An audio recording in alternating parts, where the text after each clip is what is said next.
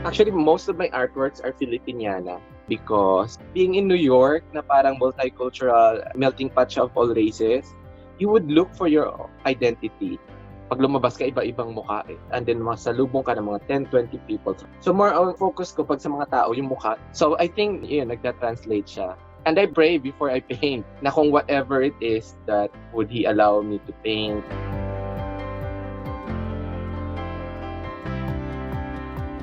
It turned out I really wanted to be known as an artist. And I wanted to help a foundation kasi parang that's what's missing, yung helping. Parang I'm helping my family or some of my friends, pero yung parang walang component yung buhay ko na gano'n. Kaya when the Red Ribbon Foundation saw my artwork, so all the posts that I've been posting about my wearable arts, they reach out to me, parang, what? God, parang ano to, parang talagang nakakakilabot na parang everything happens. Parang talagang nangyayari lang siya.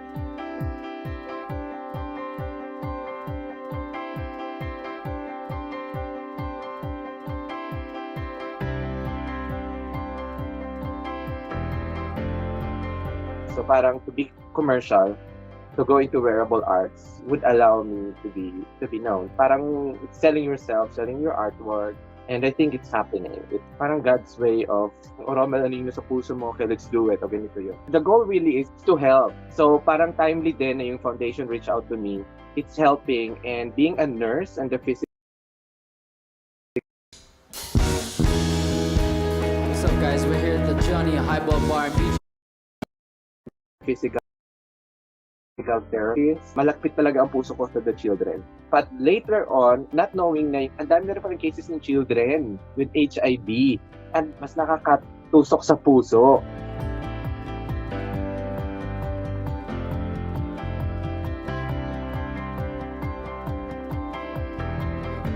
They're so young, they not even started going to school, some of them. So parang doon ako talaga naantig. Yun, yung parang they're young, if you don't help them, kawawa. So all of the proceeds will actually go to the foundation. Even yung mga painting na ginawa ko.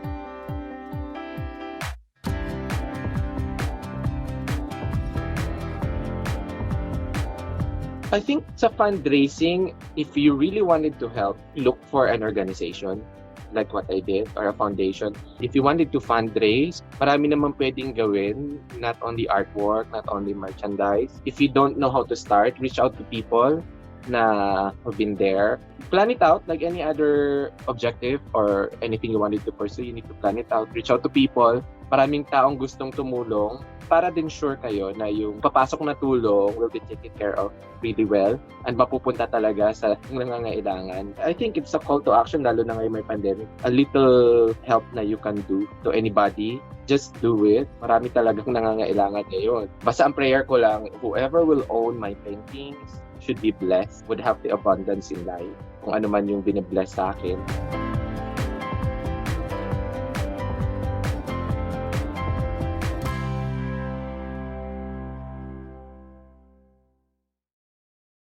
Magandang araw po sa inyong lahat.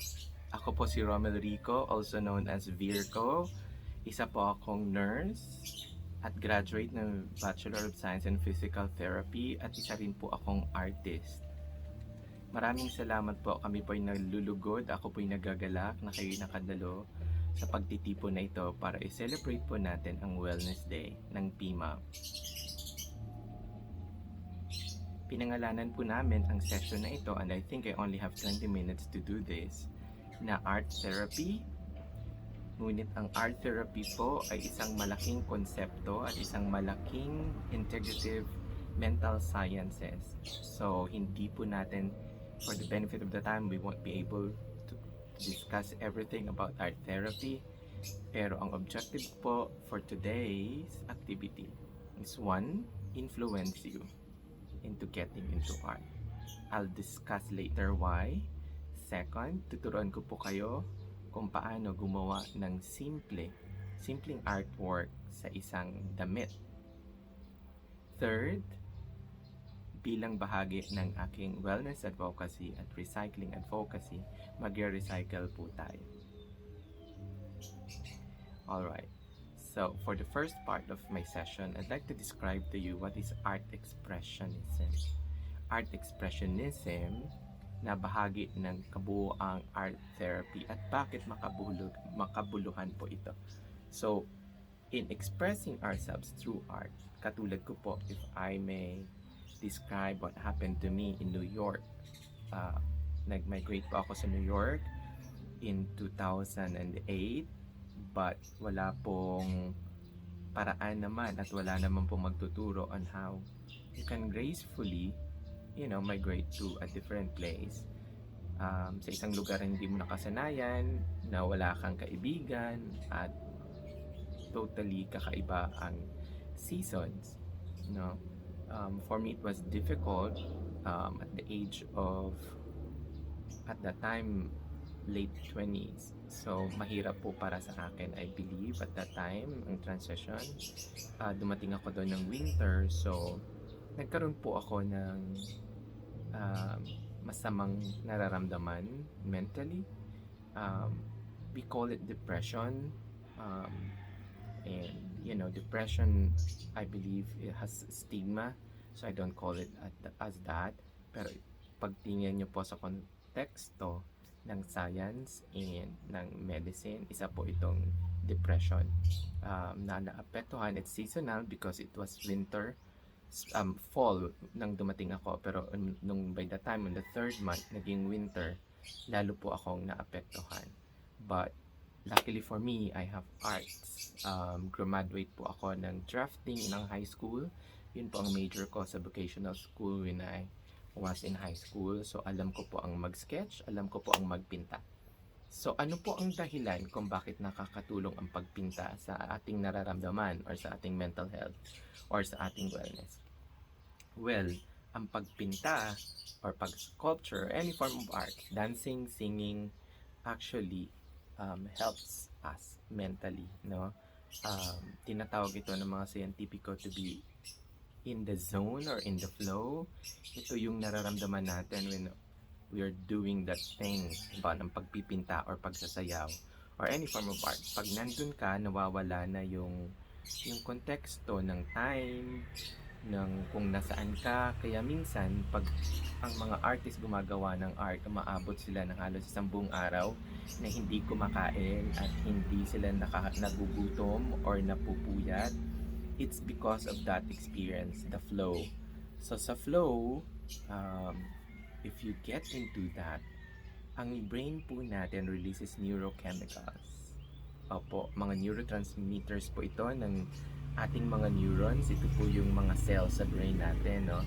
Nag-release po ng neurotransmitters like dopamine, and hindi lang po dopamine, nag-release din po ng serotonin, ng adrenaline. So ang nararamdaman mo, you're fulfilled, you're in the zone nga po ang tawag nila, no? And at the same time, you're happy and you lost the context of the environment. So pumapasok na din po dyan na nakakalimutan natin kung nasan tayo, kung ano nararamdaman natin. Kung tayo ba'y malungkot, nakakalimutan po natin yan. At it doesn't stop there. Kasi dun pa lang sa preparation, no, na nagpe-prepare ka to paint.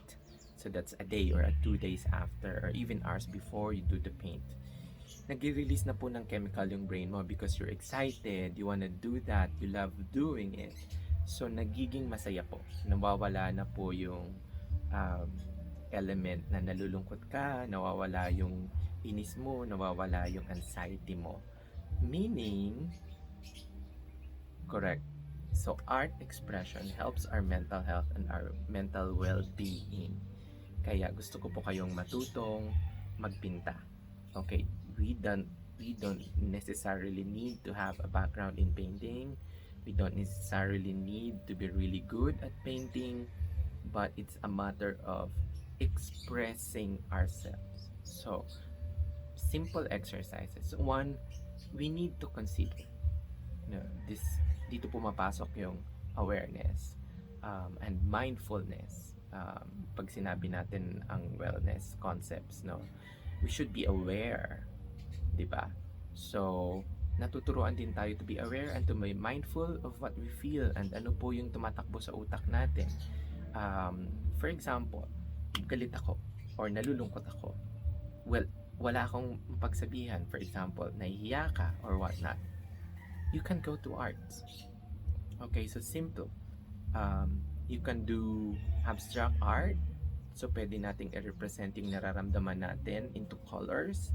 Pag galit ka, ano bang color ang nai-imagine mo? So, you can use red maybe. Depende po sa inyo. And then start to just, apply color into paper or into cloth, into shirts. Pwede rin po nating lagyan ito ng pananalita ng, for example, I'm a survivor, or I'm a winner, or I hate you. Depende po sa nararamdaman natin at gusto nating i-express.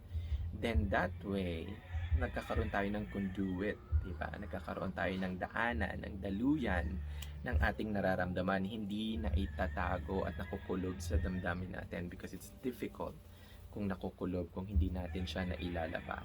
That's where the art therapy comes in.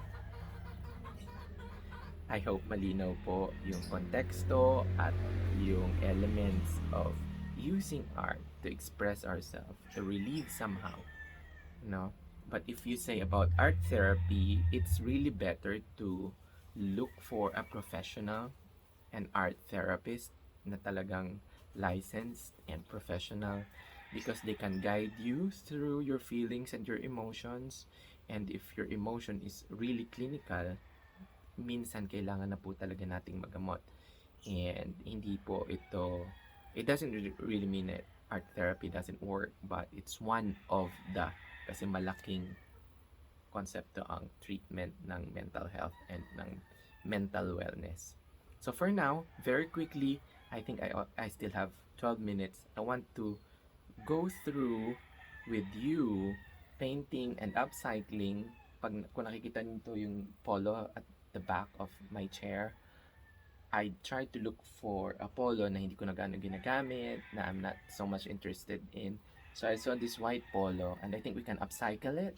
So part din na hindi tayo dapat magtapon ng mga bagay-bagay. We can convert it into something really useful and we can be proud of, and part of art expressionism or our art therapy, we can put our feelings into the shirt and then wear it maybe. So for now, ang nararamdaman ko is I'm a winner. So gusto kong isulat ang winner sa shirt na ito. But at the same time, I came from mindfulness and awareness, di ba pumapasok? So I'm not necessarily depressed, I'm not anxious, but I want to express myself and I want to express that I'm a winner. Coming from the Perlas ng Silangan exhibit, which we did with Miss Carney and Restyle. Restyle is a company that helps recycle yung mga kumot sa Sogo Cares ng Sogo, ng hotels, into reusable shirts, meaning magagamit po ng mga blouses and damit. So, dito po ako pumapasok and I wanna kasi Perlas ng Silangan, so ang concept namin is Independence Day. So I wanna make use of the elements. So pumupunta na po tayo dun sa process of doing an artwork, no? So what did I mention? I mentioned about inspiration. So kailangan may inspiration ka, bakit ka nagpipinta? Or in art therapy, you wanna consider what you're feeling, di ba? Para mailapat natin, ma-express natin. So ako, I want winner as my expression. I want the elements of the flag for being nationalistic, kasi ginawa ko yung recent event ko, which was Independence Day. So gusto kong lapatan siya ng star, ng sun, ng blue and red. Okay, and then I think the third phase, if you have the concept, you've practiced. I did not practice, but for the sake of the time, we're gonna do it fast. That's the third one. And then the fourth one, we're gonna review later what we did and make some adjustments. And then fourth, if not the fifth, we can document it. And I think we're recording this now, so later on I can review it and look into what I've done. Okay, let's go. So what we need are the brushes, the paints.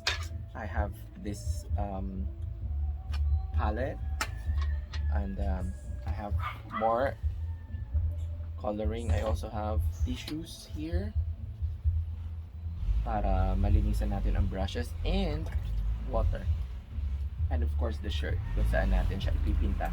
So I'm gonna briefly make my guide, I wanna write yung winner paakyat in bold strokes.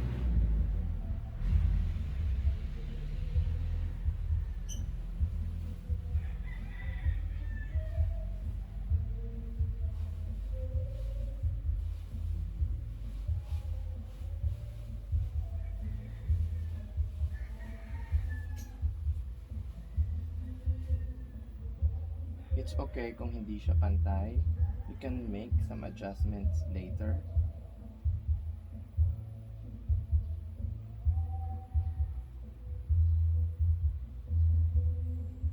I want it super bold, pero since I haven't really tried it ahead of time, I'll just make do of that.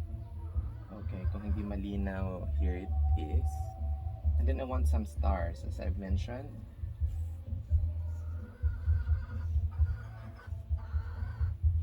So it doesn't really need to be perfect. And kayo din po, pwede nyong gawin siya ng on your own. You can use templates. May mahuhugot po tayo sa internet ng mga templates. And pwede natin siyang i-cut out. And then i-stencil po natin. Pwede natin siyang gamitin guide. Okay. Where do I want the other star? Siguro dito sa baba. Hindi nyo na ito makikita, pero later on I'm gonna show you. And then I want my big sun.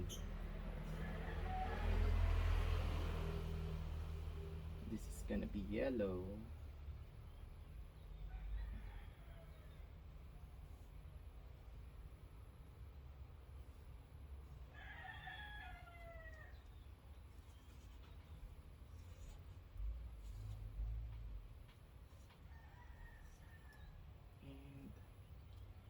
The swoosh of the red and the blue.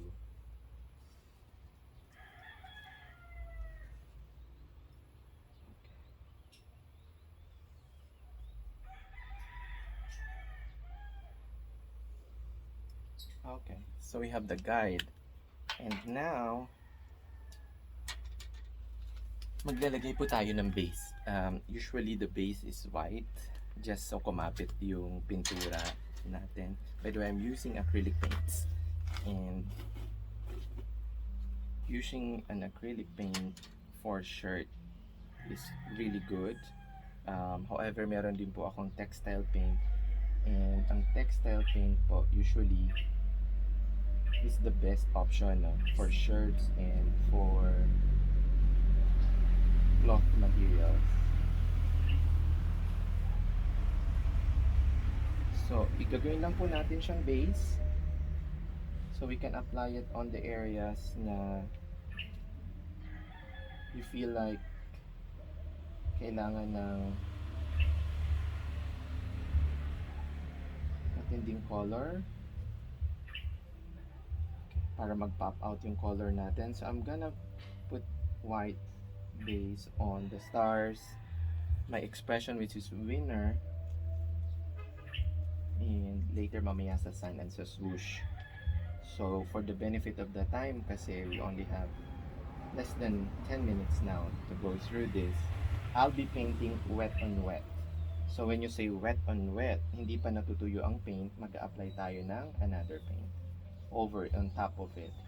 So ang i-avoid ko lang na hindi mag-mix yung color natin, kasi the color in itself, solid yung colors based on the concept that we have.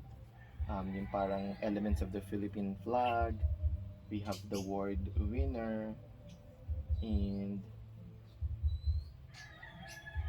yung swoosh, no, we have the swoosh of the red and the blue from the Philippine flag. So we're not painting the flag kasi bawal po yun ilagay sa damit, but we're using elements of it.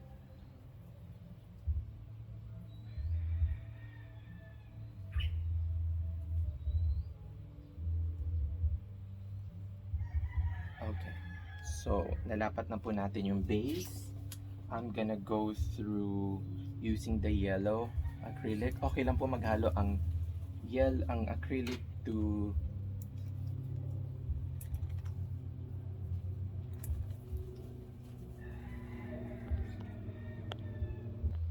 I'm saying okay lang maghalo yung acrylic sa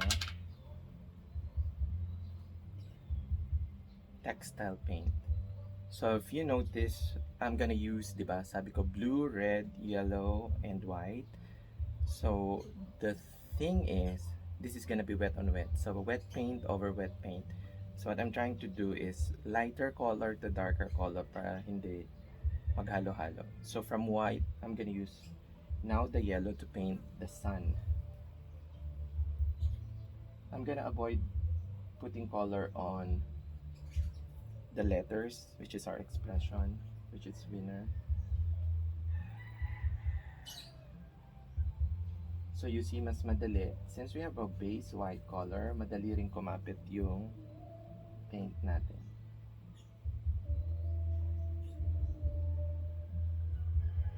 So I'm putting yellow sa sun.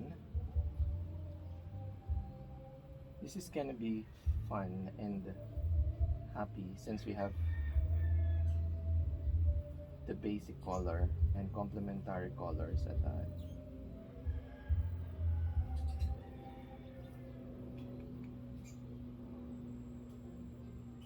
This is still part of the sun.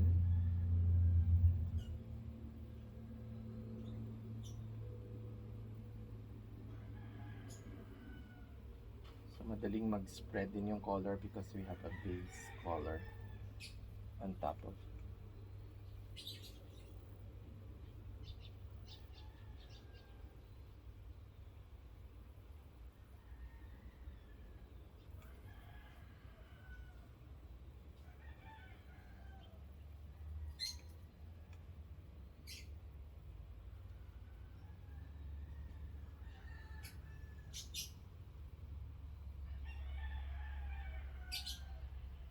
That's fine. Naghalo yung color ko dun sa letters. That's totally fine. Okay. So we're good with the sun. Okay, I'm gonna go to my red. So before that, I wanna wipe it. I wanna wipe my brush kasi madumi na siya. So this is the beauty of using acrylic and textile paint kasi you can dissolve it in water. So you can wash. And this is the advantage of using acrylic versus oil kasi you can wash your brushes ng water lang. Okay, so I want to put the red swoosh. Okay, so the red swoosh should be under the blue, diba? So I'll put it down below here. So hindi nyo naman kailangan magaling mag-paint. If you have a really good pattern or concept, that's why mag-importante yung concepting phase. You find for inspiration kasi it would also drive you, no? It would also make you get excited kung maganda yung concept na pinag-aralan ninyo. You'll be excited holding your brush, looking forward to the painting session.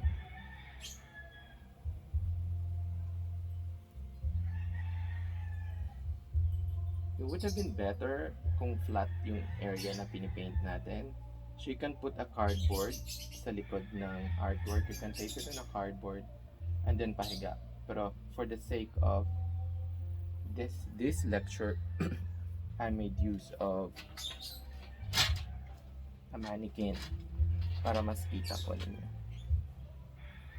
So I'm almost done with the red swoosh, but I also wanted to appear on top in red swoosh para kumagat ng contrast with the blue. Because remember we've said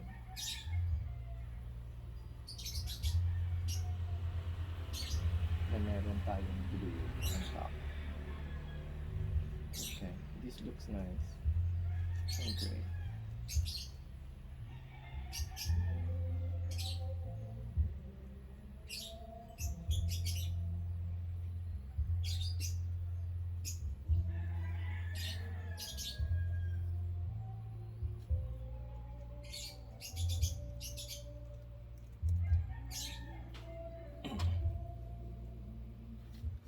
Now,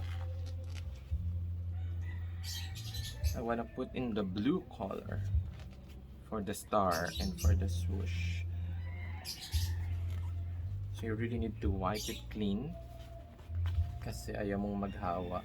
Pag naghawa ang blue sa red, it becomes violet.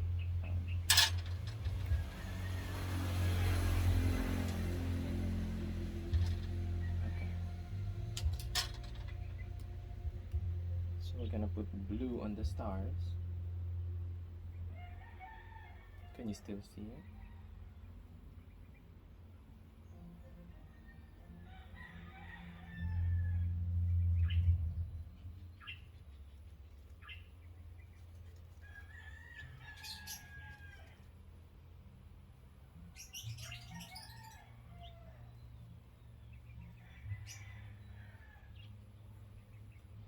And then I have another star here.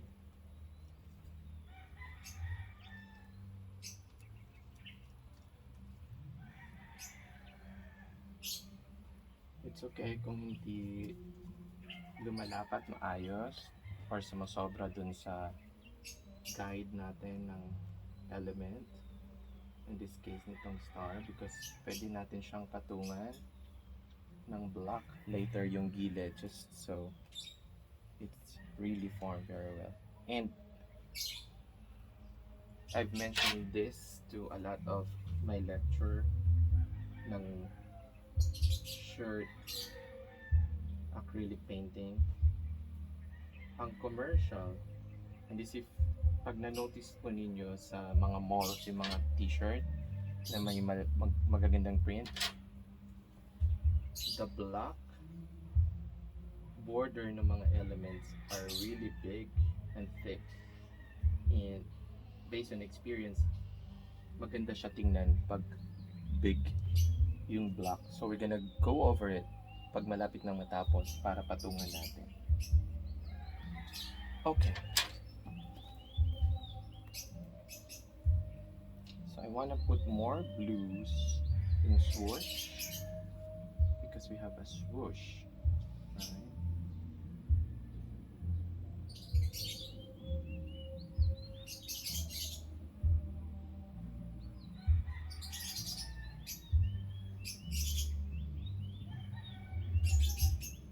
Doesn't need to be perfect, as I mentioned.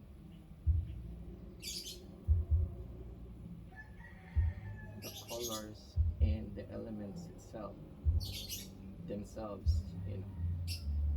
Pag tinignan mo yung kabuuan ng ginawa mo, that's what make it pop. So magpa-pop siya. If you notice, I have two different blues. You can also mix yung blue nyo with white para yung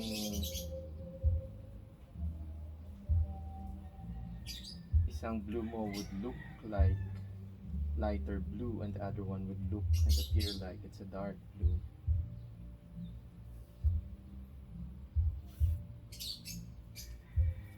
Okay.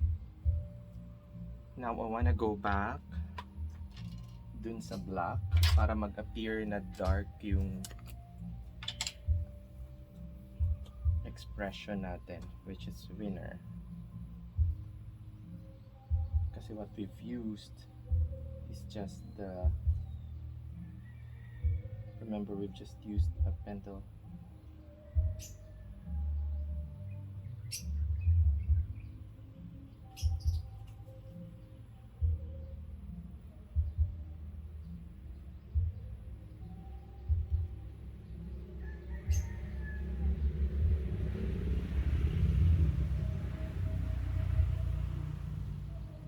Again, doesn't need to be perfect. And mas maganda if you do this with music. So pag galit ka or you know, just want to release your angst, you can do rock music, or you can do fast beat music, electronic music. Talagang mapupunta ka in the zone. Yeah, and when you're in the zone, again, ano yung nire-release na chemical ng brain? The happy hormones. So, kaya therapeutic siya.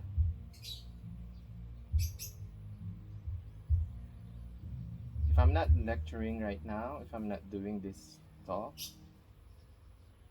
nako, I would be singing, I would be dancing.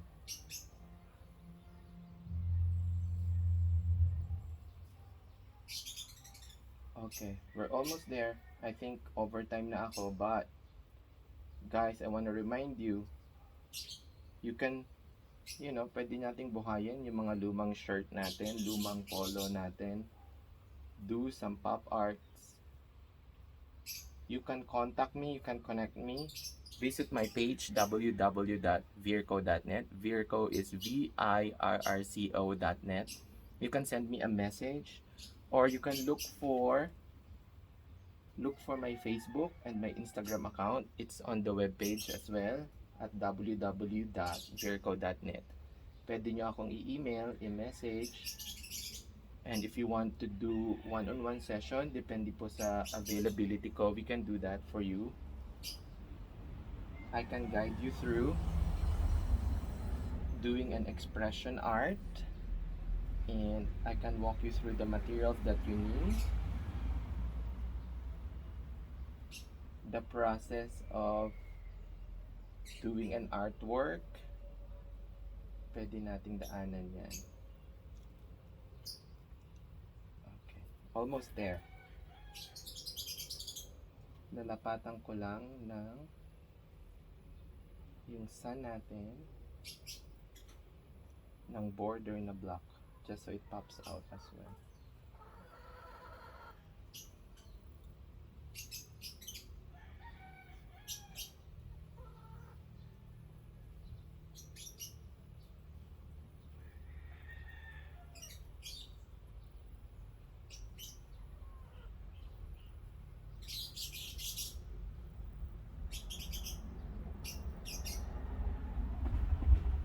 Okay guys, so hindi pa ito, tuyo, but I wanna show you an almost finished product.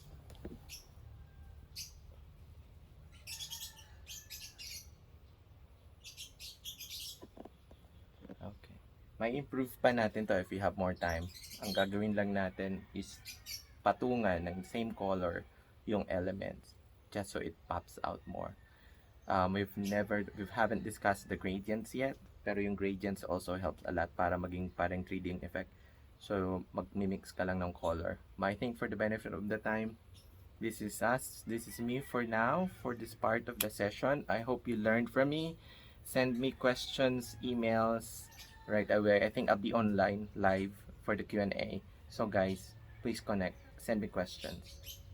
Love you. Thank you for joining.